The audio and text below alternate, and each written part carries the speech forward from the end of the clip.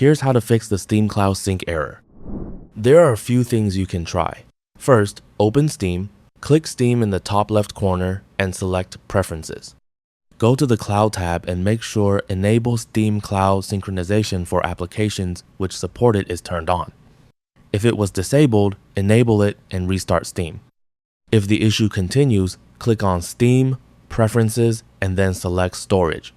Click the three dots next to your storage drive and select Repair Folder.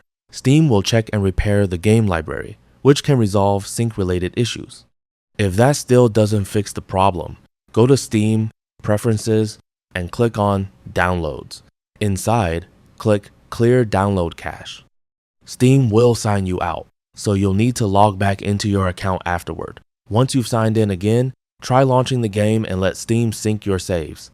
If the error still appears, check that your internet connection is stable and make sure Steam servers aren't experiencing any outages. That's all for this video. Thanks.